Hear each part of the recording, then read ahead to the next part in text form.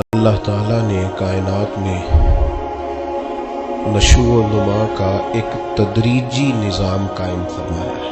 چاند جب طلوع ہوتا ہے تو بڑا چھوٹا سا دائرہ محسوس ہوتا ہے، پھر اس کی نشو و نما ہوتی ہے تو ایک بڑی روشنی کی صورت میں وہ سامنے آتا ہے، لیکن پورے عروج کے بعد پھر وہ ڈھلنا اور گھٹنا شروع ہوتا ہے، پھر آہستہ آہستہ اس کی وہ عروج والی روشنی ماند پڑتی ہے۔ کچھ دن اس پر ایسے آتے ہیں کہ بالکل دکھائی نہیں دیتا۔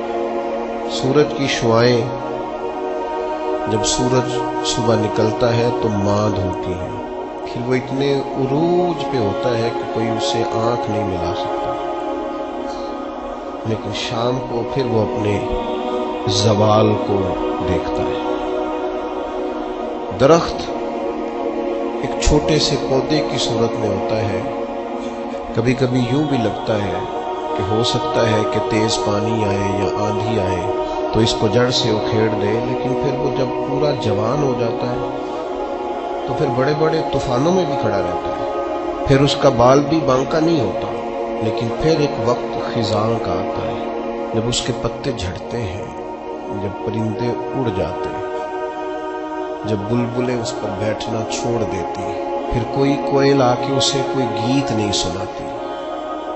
پت جھڑ کے موسم میں، زوال کے دنوں میں وہ بہت ساری آوازوں اور بہت سارے مہمانوں کو ترستا ہے۔ اللہ تعالیٰ کا حکمت کا نظام ہے، اس نے تدریج کی ہے اس نشو و نما میں۔ بس یہ 2-3 مثالیں دی ہیں، زیادہ بھی دی جا سکتی ہیں۔ اسی طرح اللہ تعالیٰ نے حضرت انسان کو بھی پیدا کیا ہے۔ وہ جوان آدمی جو محنت مزدوری کرتا ہے، دوڑتا ہے، بھاگتا ہے، آتا ہے، جاتا ہے، رزق کماتا ہے تو کئیوں کو پالتا ہے۔ یہ جب بالکل چھوٹا تھا نا تو اسے کھڑا بھی نہیں ہوا جاتا تھا، اس کے والدین انگلی کے سہارے چلاتے تھے۔ آج جو کئیوں کو کھلاتا ہے کما کے اللہ کی توفیق سے، ایک وقت یہ تھا کہ یہ اپنے ہاتھ سے لقمہ اٹھا کے منہ میں نہیں ڈال سکتا تھا، اس کے ماں باپ اس کے منہ میں لقمے ڈالتے تھے، اس کی ماں اس کے لیے خدمت کرتی تھی، پھر اس کو عروج ملا، پھر اس کو باکپن ملا، پھر اس نے دنیا دیکھی، پھر اس نے دوڑنا بھاگنا دیکھا، پھر اس نے بڑی بڑی گاڑیاں چلائیں، پھر اس نے بڑی بڑی ٹرینیں چلائیں، پھر وہ پائلٹ بنا اور اتنا بڑا جہاز منو ٹنوں کے حساب سے وزن لے کے یہ اللہ نے اس کے قبضے میں دیا، یہ لے کے گیا بھی، یہ لے کے آیا بھی۔ جوانی عروج والی اللہ نے عطا کی، لیکن پھر وقت ڈھلا،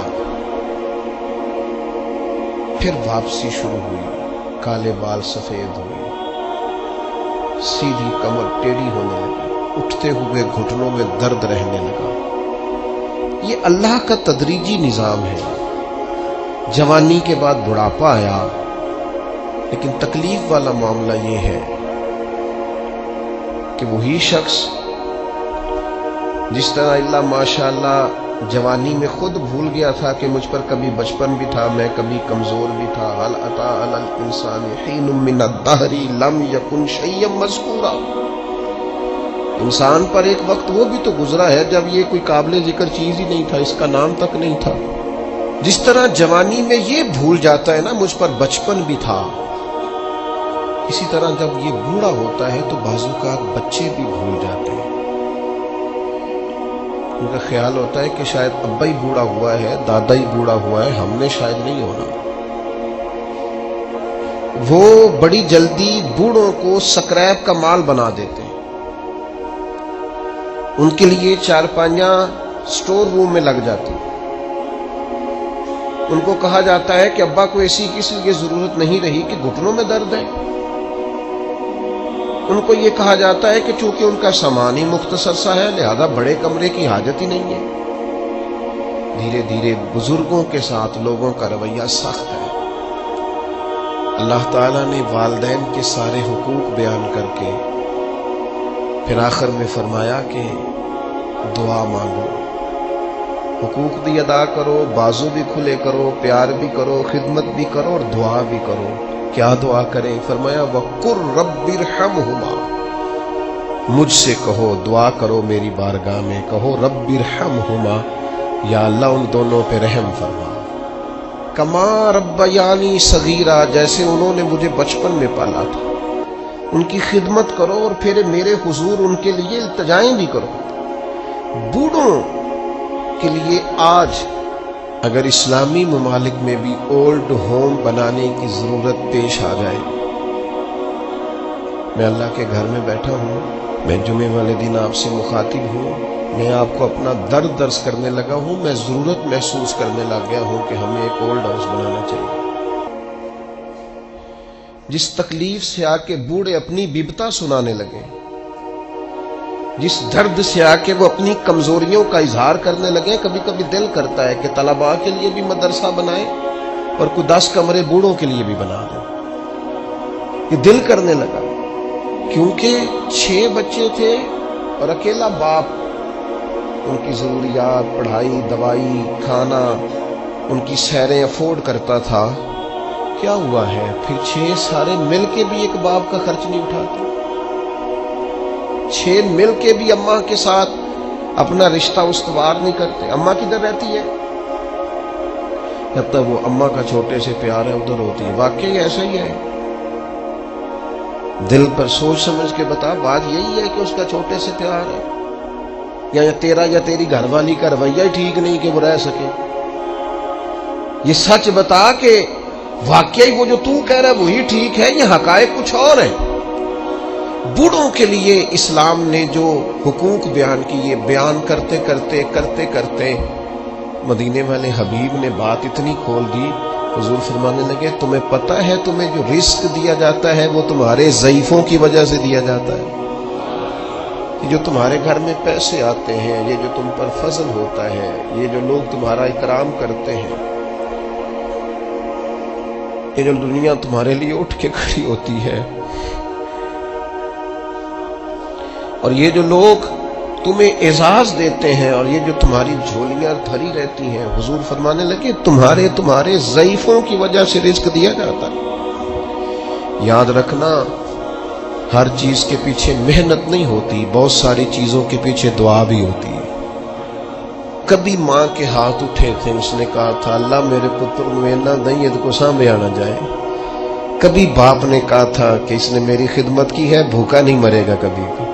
وہ کبھی جو التجا ہے، وہ دعا ہے، وہ جو برکت ہے تمہارے گھر میں، وہ جو بوڑھوں کے ساتھ تمہارا رویہ اعلیٰ ترین ہونا چاہیے، اس پر یار نئے سرے سے غور کرنے کی ضرورت پڑ گئی۔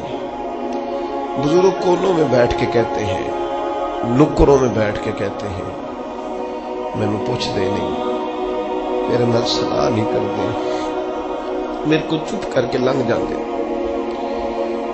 میں نے تے کو پوچھتا ہے تو میں چپ کر کے کہنا بچے بڑے نیک نے، بڑے اچھے نے، لیکن میں کیسے اپنے پیٹ سے کپڑا ہٹاؤں؟ میرے عزیزو، رسول رحمت صلی اللہ تعالی علیہ وسلم نے ان بوڑھوں کے ساتھ نیکی کرنے پر جو اجر بیان کیا ہے وہ بڑا انوکھا ہے۔ حضور نے بزرگوں کے ساتھ جو اکرام کرنے کے بعد اس کا نتیجہ بتایا ہے، اور جو انعام ملے گا کسی ضعیف آدمی کی خدمت کرنے پر، وہ انعام بڑا شاندار بیان کیا۔ آپ کبھی ترمذی شریف کی اس حدیث پر غور کریں، میں عرض کرنے لگا ہوں تو انسان تو بڑی ساری روحانی عروج پہ چلا جائے کہ یار حد ہو گئی، اتنا بڑا انعام ملے گا۔ نبی کریم نے فرمایا اگر تو کسی بوڑھے کی اس کی بڑھاپے میں خدمت کرے گا نا، تو جب تو بوڑھا ہوگا تو اللہ تعالیٰ ایک جوان مقرر کرے گا جو تیری خدمت کرے گا۔ آپ نے خدمت کی، اور حضور فرماتے ہیں پھر اللہ ڈیوٹی لگائے گا بندے کی۔ آپ نے بوڑھے کی خدمت کی، اور جب آپ بوڑھے ہوئے تو آپ کی جو ذمہ داریاں تھیں وہ اللہ کے ذمہ کرم پہ چلی گئی۔ اللہ نے بندہ مقرر کیا ہے، اللہ نے۔ حضور فرماتے ہیں رب نے نرخ بازار محبت کا انوکھا ہو گیا، خود خریداروں میں شامل آ کے مولا ہو گیا۔ اللہ نے ڈیوٹی لگائی، اللہ نے، کہ اس نے ایک بوڑھے کی خدمت کی تھی، اب ایک جوان اللہ مقرر کرے گا، اور اس حدیث میں تصریح نہیں فرمائی، یہ ترمذی کی ہے، تصریح نہیں کی کہ وہ بیٹا ہی ہوگا، بھتیجے کی بھی ڈیوٹی لگ سکتی ہے، کسی شاگرد کی بھی لگ سکتی ہے، کسی گلی محلے میں بھی کسی کے دل میں اللہ بات ڈال دیتا ہے کہ تو اس کی خدمت کر، شرط یہ ہے کہ پہلے تو نوکری کر، ڈیوٹی کر۔ ہمارے دین نے بوڑھوں کے لیے گنجائش رکھی، نماز میں سجدہ ضروری ہے، قیام فرض ہے، لیکن اگر کوئی بوڑھا ہو گیا، ضعیف ہو گیا تو کوئی حرج نہیں، بیٹھ کے پڑھ لو، اللہ قبول کر لے گا، اشارے سے پڑھ لو، اللہ قبول کر لے گا۔ تم اگر حج نہیں کر سکتے، صحت اجازت نہیں دیتی، فرض ہے، سرمایہ ہے، تو کسی کو بھیج کے کرا لو۔ جب اللہ تعالیٰ کمزوروں کے لیے اتنی گنجائش پیدا فرماتا ہے تو ہمارے دلوں میں بھی تو گنجائش ہونی چاہیے۔ ہمارے دلوں میں بھی عمر رسیدہ ہونا، عمر کا بڑا ہونا اعزاز ہے۔ کچھ نہ کریں، اپنے دل میں ان کا اکرام تو کریں۔ میں بعض ایسے کم نصیب لوگوں کو بھی جانتا ہوں جو بوڑھوں کا مذاق اڑاتے ہیں، ان کے ذوف کی وجہ سے اپنے لیے وہ ہنسنے کا سامان کرتے ہیں، ان کے منہ میں دانت نہیں رہے تو یہ اس بات کو بطور شغل کے اپنا لیتے ہیں، اٹھنا بیٹھنا ان کے لیے دشوار ہے، تو یہ بعض بوڑھوں کو غصہ دلا کے چڑھا کے خوش ہوتے ہیں۔ نبی پاک علیہ السلام نے فرمایا جس نے 3 لوگوں کی عزت کی وہ سمجھے میں نے اپنے رب کی عزت کی۔ اللہ کا اکرام کیا، بخاری مسلم میں حدیث ہے، اللہ کا اکرام کیا۔ یا رسول اللہ کس کس کا؟ فرمایا جس نے عدل کرنے والے بادشاہ کی عزت کی وہ سمجھے میں نے اپنے رب کی عزت کی، اور جس بندے نے قرآن پاک کے عالم کی عزت کی، دین کے عالم کی عزت کی، وہ سمجھے میں نے رب کی عزت کی، اور فرمایا جس نے بوڑھے مسلمان کی عزت کی سمجھے میں نے اپنے رب کی عزت کی ہے۔ اس اکرام کو آپ غور سے دیکھیے، یہ کتنا بڑا اعزاز ہے، یہ کتنی بڑی فضیلت ہے کہ اگر کسی بوڑھے کو، میں آپ سے عرض کروں، میں یہاں دوست مجھ سے ملتے ہیں تو بعض اوقات ان کو مرتب ہو کے کھڑا ہونا پڑتا ہے اور ایک کے بعد دوسرے کو آنا پڑتا ہے، تو میں اکثر دوستوں سے کہتا ہوں بزرگوں کو پہلے ملا۔ اس کی وجہ یہ ہوتی ہے کہ بوڑھے آدمی کے لیے کچھ زیادہ دیر کھڑا رہنا بھی مشکل ہوتا ہے، اور ان کے اعزاز کے بھی خلاف ہے، ان کی طبیعت کے بھی خلاف ہے کہ آپ ان کو آپ آگے بڑھ کے ملیں، کیا حرج ہے؟ آپ ان کی سفید داڑھی کا اکرام کریں جس کی اللہ بھی حیا فرماتا ہے، آپ اپنے سے عمر رسیدہ لوگوں کا اکرام کریں گے تو ان کی عزت تو ہوگی، آپ کی تربیت بھی نظر آئے گی، آپ کو لوگ دیکھ کے کہیں گے کہ ماں باپ نے سینچا ہے، اساتذہ نے توجہ دی ہے، مشائخ نے تربیت دی۔ آپ بزرگوں کے لیے اپنے جذبات کو نرم کریں، آپ ان کے حق میں اپنی رائے کو عمدہ کریں، آپ اپنے دل میں ان کے لیے گنجائش بنائیں، خدمت کے لیے آگے بڑھیں۔ ایک بوڑھے آدمی آئے حضور علیہ السلام کی عالی مرتبت بارگاہ میں، تو کچھ لوگوں نے انہیں جگہ دینے میں تھوڑی تاخیر کی، تو اللہ کے رسول نے تنبیہ فرمائی۔ نبی کریم علیہ السلام فرمانے لگے جو چھوٹوں پہ رحم نہ کرے اور بڑوں کا احترام نہ کرے وہ تو ہم میں سے ہے ہی نہیں۔ ہم نے تو سکھائی ہی رحمت کرنا ہے اور ہم نے تو بتایا ہی اکرام کرنا، تو جسے نہ چھوٹے پہ رحمت ہے، دیکھیں نا بڑوں کی بھی ڈیوٹیاں ہیں، ان کو بھی سختی سے منع کیا چھوٹوں پہ رحم کرنا، ان کو بھی تاکیداً منع فرمایا، اور چھوٹے سے کہا تم نے اس کا اکرام کرنا ہے۔ مجھے بتائیے کتنا حسین سنگم بنے گا، کتنا شستہ عمل بنے گا، اور کس قدر خوبصورت ماحول بنے گا۔ بڑا شفقت ہی کرتا جا رہا ہے اور چھوٹا احترام ہی کرتا جا رہا ہے۔ انداز کتنا انوکھا ہوگا، خوشبو کتنی پھیلے گی، ٹھنڈک کتنی ہوگی، اس کے اندر حسن کتنا چھلکے گا۔ تو میرے عزیز اپنے بزرگوں کا، ضعیف لوگوں کا کچھ اکرام کریں۔ بعض لوگ کہتے ہیں ابا جی سخت بڑے، بہت سارے ایسے لوگ ہیں جو ابا جی کی سختی کا بیان کرتے ہیں، حالانکہ وہ ان کا افسر بھی سخت ہے، حالانکہ انہیں زندگی میں کئی ایسے لوگ ملتے ہیں جو بڑے سخت ہیں پر ان سے کام ہوتا ہے نا، لہذا ان کی سختی قابل قبول ہوتی ہے۔ تو ابا جی سخت ہیں، جب بچپن میں آپ کو پال رہے تھے تب سخت نہیں تھے، جب وہ روز موٹر سائیکل پہ بٹھا کے لینے جاتے تھے، چھوڑنے جاتے تھے اسکول میں، تب سخت نہیں تھے، جب زندگی کے 20-25 سال تیرے لیے صبح سے شام تک مزدوریاں کر کے رزق کما کے لاتے تھے اور پرانے کپڑے پہن کے تجھے نئے پہناتے تھے، تب سخت نہیں تھے۔ ایک بزرگ کا فرمان یاد رکھنا بڑا نفع دے گا. وہ فرمایا کرتے تھے ماں باپ کی سختی برداشت کر لو، انشاءاللہ پھر ساری زندگی کسی اور کی سختی سہنی نہیں پڑے گی، پھر اللہ تعالیٰ آسانی کر دے گا، پھر تمہیں اس تکلیف سے گزرنا نہیں پڑے گا.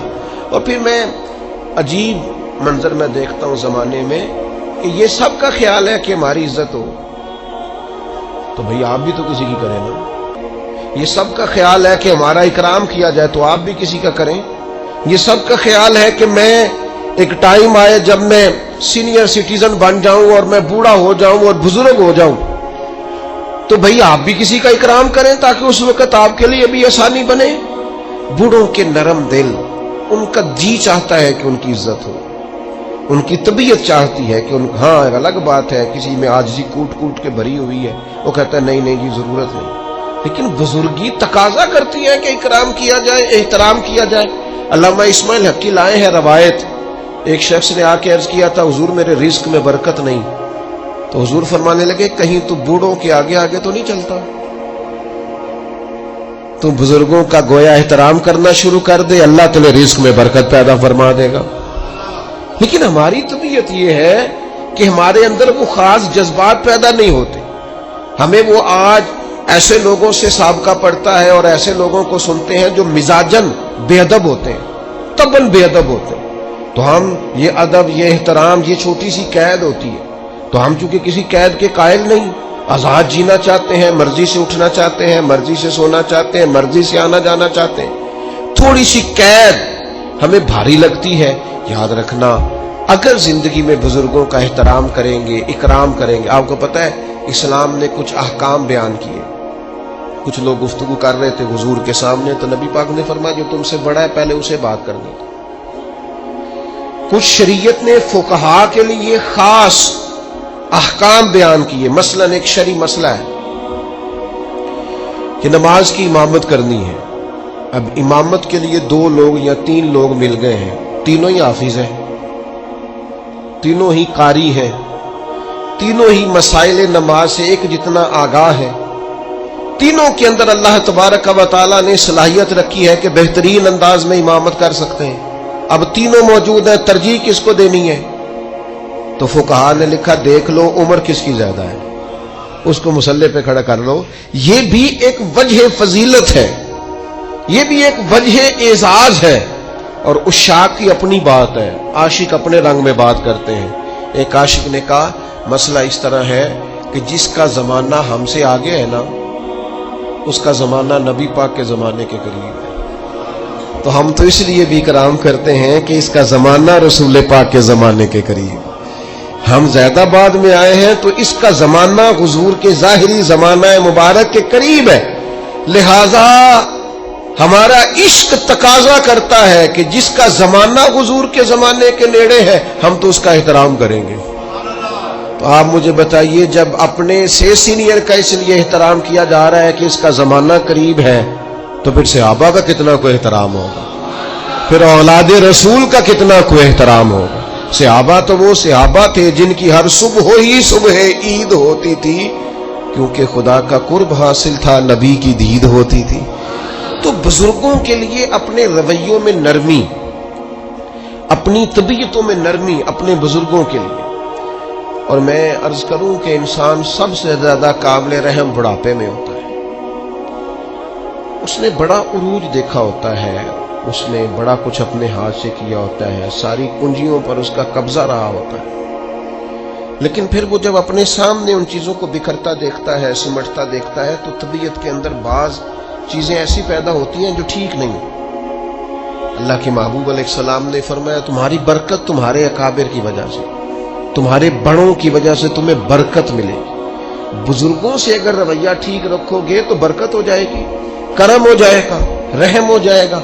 لوگ جو مرضی کہتے پھریں، لیکن مجھے بڑا ہی اچھا لگتا ہے جب میں کسی گاڑی کے پیچھے لکھا ہوا دیکھتا ہوں نا سب میرے ماں باپ کی دعا، دل بڑا ٹھنڈا ہوتا ہے، طبیعت میں بڑا قرار آتا ہے. میں آپ کے سامنے بیٹھا ہوں، میں نے ڈھیر سارے اساتذہ سے پڑھا ہے اور کتاب کا میرے ساتھ تعلق یہ رہا کہ یوں بھی ہوا کہ 300 صفحے کی کتاب ہے تو میں نے شروع کی ہے تو ایک ہی نشست میں پڑھ کے اٹھاؤں. میں نے زندگی میں بہت کچھ سیکھا، بڑے لوگوں سے سیکھا، لیکن مجھے اگر کوئی بندہ کہے نا آپ کی اصل یونیورسٹی کا نام کیا ہے، تو میں کہوں گا میری اماں۔ مجھے کوئی کہے کہ آپ کو سب سے زیادہ کس سے سیکھنے کا موقع ملا، تو میں کہوں گا میری والدہ سے، اپنے والد صاحب سے۔ میں نے جو تربیت اور مزاج اور ٹھہراؤ پایا اپنی والدہ سے پایا، اور میں نے ان کی شخصیت کے اندر جو دیسی پن پایا نا، سادگی، اس کو میں نے اصل سمجھا کہ یہ اصل ہے، اس میں ملمہ سازی نہیں۔ دیہات کے لوگوں میں وہ چالاکیاں نہیں جو دور جدید کے لوگوں میں اللہ ماشاءاللہ آ گئی۔ جو ہے وہی ہے، جو ہے وہ اصل ہے۔ تو آپ اپنے بزرگوں کی برکات اپنے مزاج کے اندر شامل رکھیں، ان کی طبیعتوں کو شامل رکھیں، کہیں اگر وہ تلخ ہیں تو انہیں برداشت کریں۔ نبی پاک صلی اللہ تعالی علیہ وآلہ وسلم نے بزرگوں کے لیے، بوڑھوں کے لیے خاص احکامات جاری کی۔ اصل میں نا ہمارے ہاں بہت ساری چیزیں مغرب سے آئی ہیں، اور جو مغربی معاشرہ ہے وہ سارے کا سارا مادیت پر مبنی ہے، مادہ پرستی ہے۔ وہ 18 سال کے ہو گئے، آپ فارغ ہیں، نکلیں گھر سے، آپ کے والدین کدھر ہیں کوئی پتہ نہیں، وہ کہاں وقت بتاتے ہیں آپ کا کوئی لینا دینا نہیں، آپ پر قانوناً کوئی پابندی نہیں۔ اور میرے نبی پاک علیہ السلام نے تو فرمایا نکاح کے وقت بھی اگر ولی موجود نہ ہو تو گویا نکاح میں وہ حسن نہیں جو حسن ہوتا ہے۔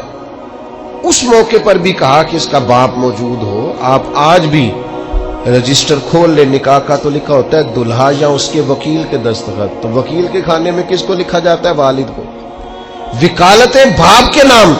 تو چونکہ مغربی سوسائٹی مادیت پر مبنی تھی، صرف پیسے کماؤ باقی چھوڑ دو، تو ہمارے ہاں لوگوں نے اس طرف توجہ کی تو یہاں بھی اولڈ ہاؤس بننے لگے، یہاں بھی بوڑھوں کو سکریب کا مال سمجھ کے ہم نے چھوڑنا شروع کر دیا۔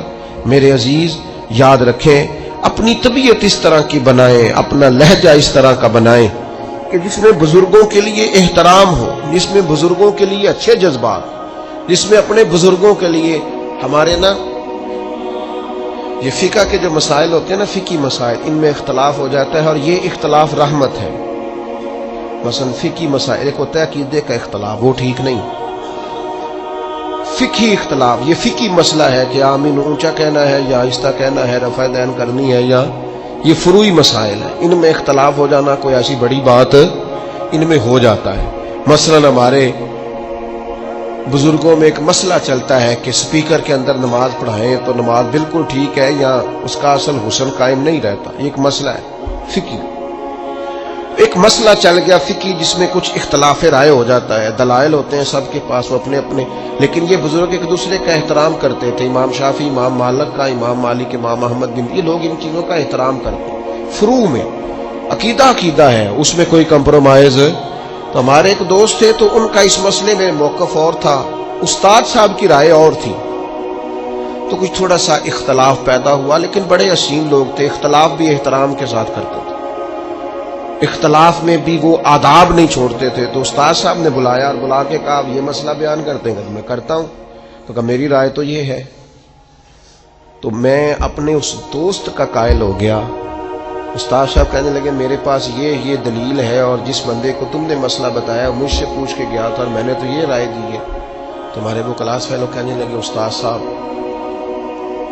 میرے پاس دلیلیں بھی ہیں، اور آپ نے مجھے کتاب و سنت پڑھنے کا جو سلیقہ بتایا اس سلیقے کی روشنی میں مسائل بھی اخذ کر سکتا ہوں، دلیل بھی دے سکتا ہوں، لیکن چونکہ آپ میرے استاد ہیں، آپ جیسے حکم کریں میں ویسے رائے دینے کو بھی تیار ہوں، میں اڑوں گا نہیں، میں زید فقہی مسئلہ ہے، میری رائے اور ہے، آپ کی رائے اور ہے، لیکن برکت چونکہ بڑوں سے ہوتی ہے، بزرگوں سے ہوتی ہے، لہذا میں اپنی رائے چھوڑ دیتا ہوں۔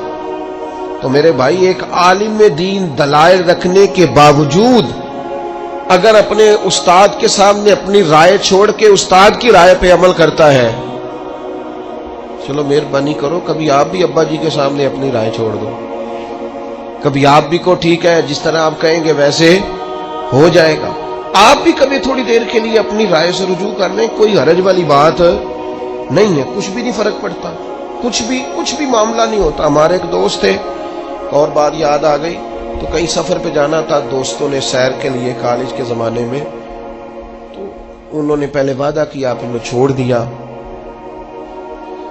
ان سے کہا کیوں نہیں جا رہے؟ کہنے لگے میری امی نہیں مانتی.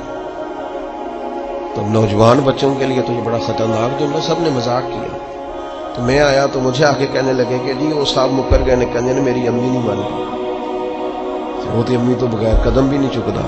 تو میں نے کہا خدا کے بندو طنز کر رہے ہیں، اس کو تو بلاؤ، اس کی تو زیارت کرنی چاہیے. تو قابل زیارت آدمی ہے جو ماں کی بات مانتا ہے.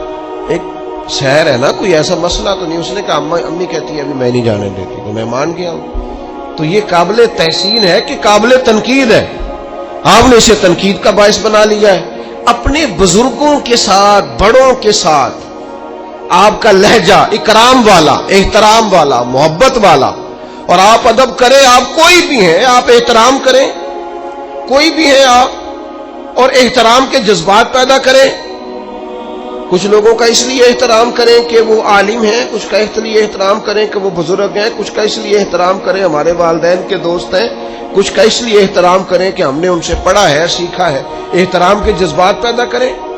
کتنی بڑی بات ہے کہ فتح مکہ کے موقع پر حضرت صدیق اکبر رضی اللہ تعالیٰ عنہ اپنے والد کو لے کے آئے. یا رسول اللہ میرے ابا جی کلمہ پڑھنے کو تیار ہو گئے. تو جناب صدیق اکبر کے والد بوڑھے بھی تھے، نابینا بھی تھے. وہ جیسے ہی حضور کی خدمت میں حاضر ہوئے، اللہ کے رسول اٹھ کے کھڑے ہو گئے، اور نبی کریم صلی اللہ تعالی علیہ وسلم نے فرمایا اے ابو بکر صدیق، اگر ان کا یہ سنو ذرا اور اس کا ذرا لطف لے کے دیکھو. حضور فرمانے لگے ابو بکر اگر ان کا کلمہ پڑھنے کا ارادہ بن گیا تھا تو یہ بوڑھے بھی تھے، ضعیف بھی تھے، پریشان مجبور تھے، اگر ان کا ارادہ بن گیا تھا تو ان کو تکلیف کیوں دی؟